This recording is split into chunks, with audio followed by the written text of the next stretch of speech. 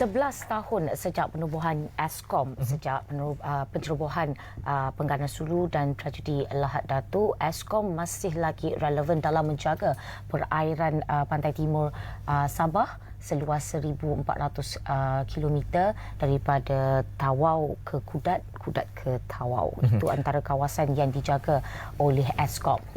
Ini adalah satu kawasan yang berisiko sebenarnya. Tetapi dengan wujudnya Eskom ini secara tidak langsung dapat menjamin kedaulatan dan juga keselamatan negara, apatah lagi cubaan-cubaan yang sering dilakukan oleh pihak-pihak berkaitan ini yang bergugat soal kedaulatan negara, itu harus diberikan perhatian. Dan saya percaya Eskom merupakan salah satu badan agensi keselamatan yang seringkali memberikan penubuhan penuh dalam usaha memastikan supaya kedaulatan kita, keselamatan kita terjamin. Dan kita bercakap tentang perkara ini, tentang Eskom Perkasa Keselamatan Pantai Timur Sabah. Bersama kita di dalam studio ketika ini iaitu DCP Datuk Victor Sanjos, merupakan komander bagi Eastern Sabah Security Command ataupun Eskom. Juga di sebelahnya Datuk Dr. Jamaluddin Muhammad Ali yang merupakan Ketua Pegawai Eksekutif bagi Eskom ini. Selamat datang. Terima kasih kedua-duanya. Masih. Okey. Baik, dan mungkin sebagai pembuka segmen kali ini, Datuk Victor boleh jelaskan apa sebenarnya peranan Eskom? Okey, pertama sekali salam damai, selamat pagi. Saya ucapkan terima kasih kepada tim produksi Apa Khabar Malaysia dan juga Bernama TV bersama-sama dengan kompanion saya, teman saya iaitu CEO Datuk Dr. Jamaluddin bin Muhammad Ali. Okay, insiden yang berlaku pada Februari 2013 itu pencerobohan di Ton 2. Pencerobohan daripada luar ke kedaulatan negara kita, menyebabkan kerajaan menubuhkan Eskom. Pertama sekali kita ditubuhkan EZON dulu, Eastern Sabah Safety Zone. Ini merupakan satu kawasan yang mengandungi 10 daerah. Dan untuk mengurus 10 kawasan ini ataupun 10 daerah ini atau dikenali sebagai EZON, maka kerajaan menubuhkan satu agensi yang dipanggil Eskom, Eastern Sabah Security Command, dan yang diketuai oleh komander, dan di dalamnya 2 komponen, yaitu komponen keselamatan yang terdiri daripada polis ataupun PDRM, ATM, APMM. Sementara di komponen awam yang diketuai oleh Ketua Pegawai Eksekutif ataupun CEO yang sekarang ini ada bersama-sama dengan saya lah, yang menguruskan hal-hal tentang community ataupun gerak segala-gala tindakan awam. Jadi yang uniknya di sini ini karena menggabungkan berbagai-bagai doktrin, kan 4 doktrin digabungkan di dalam satu tempat, satu rumah, dan diharapkan supaya bantal yang sama mempunyai mimpi yang sama walaupun doktrin yang berbeza. Dan syukur dan terima kasih karena walaupun mempunyai perbezaan doktrin daripada PDRM, daripada ATM, APMM dan juga komponen awam, tetapi dapat mengembalikan satu kesepaduan atau sinergi di dalam melaksanakan tanggungjawab mereka di dalam mengekalkan keselamatan dan juga keharmonian di Pantai Timur. Karena yang pertama sekali peranan Eskom ini ialah memastikan tidak ada pencerobohan yang kedua. Pencerobohan yang pertama. Yang kedua ini memastikan supaya aktiviti penculikan militan dan juga JRS ini tidak berlaku di kawasan Pantai Timur. Dan yang ketiganya ialah memastikan supaya community EZON tadi, community yang duduk di Pantai Timur ini merasa lega, selamat dan dapat meningkatkan sosioekonomi. Yang itu nanti akan diulas oleh sahabat saya lah.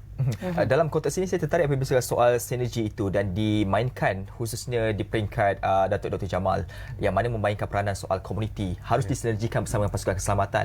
Sinergi itu harus dicari bagi memastikan supaya soal keselamatan itu bukan tanggungjawab Eskom semata-mata tetapi komuniti juga memainkan peranan.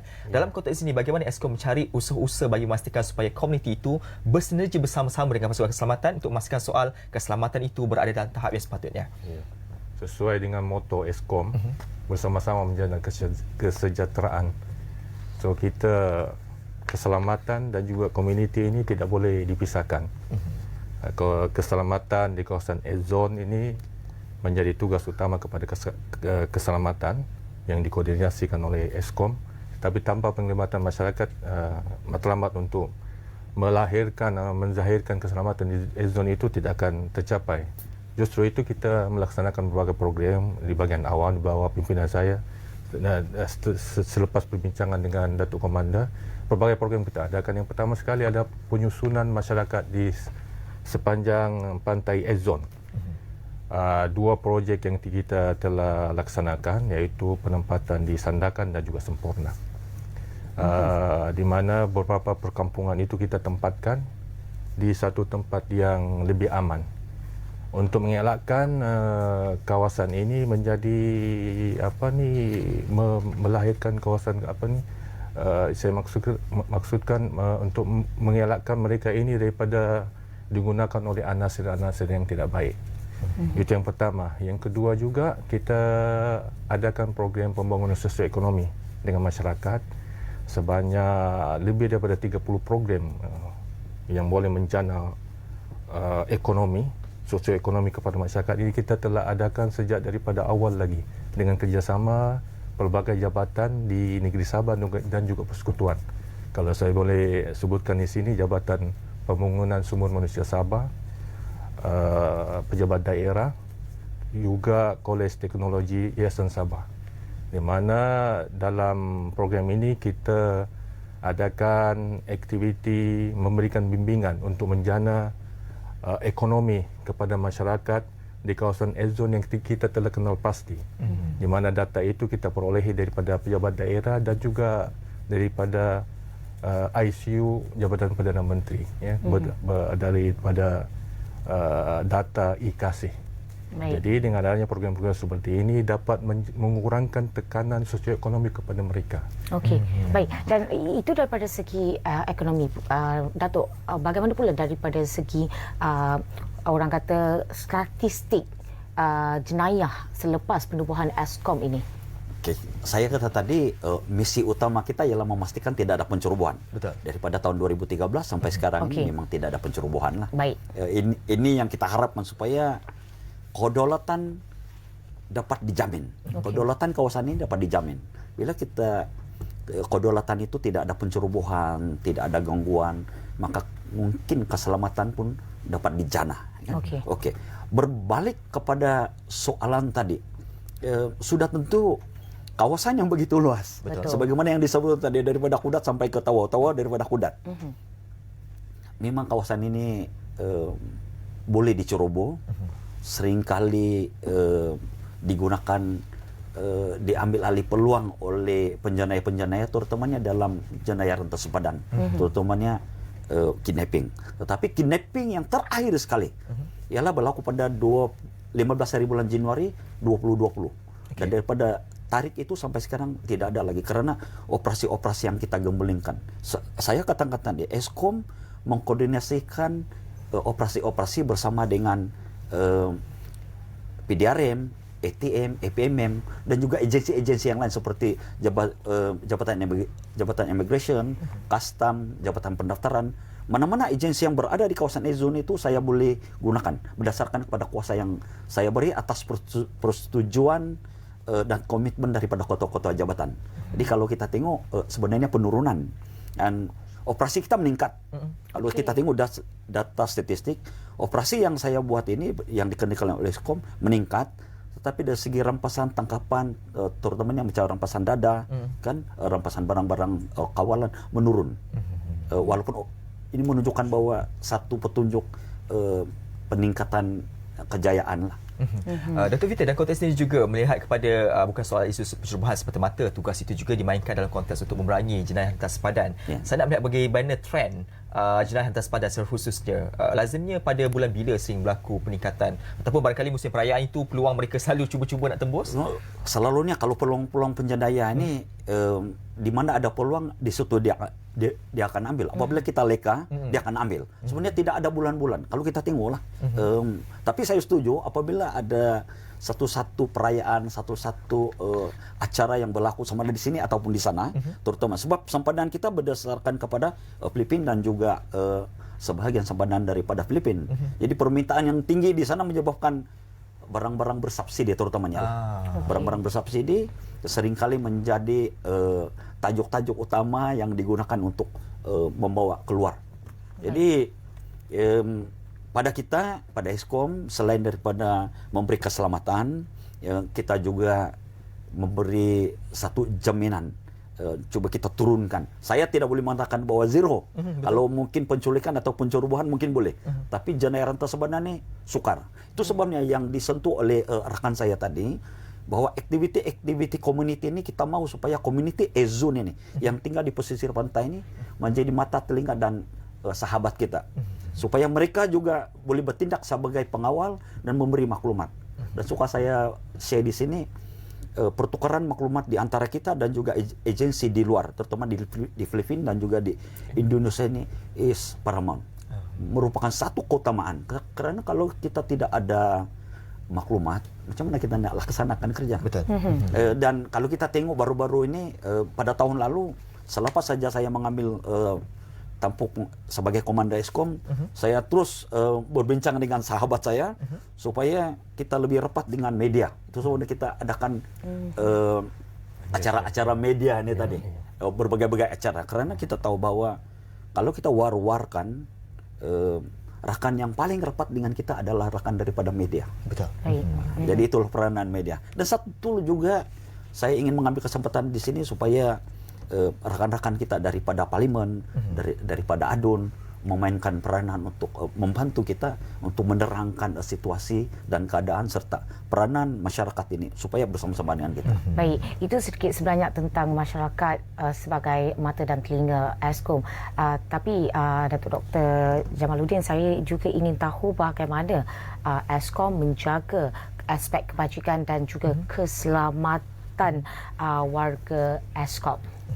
Alhamdulillah, selepas 10 tahun Eskom ditubuhkan, kerajaan pimpinan kerajaan Madani pada tahun lepas, pada Julai tahun lepas, kita telah diluluskan sebanyak 40 juta untuk menaik taraf fasiliti kemudahan.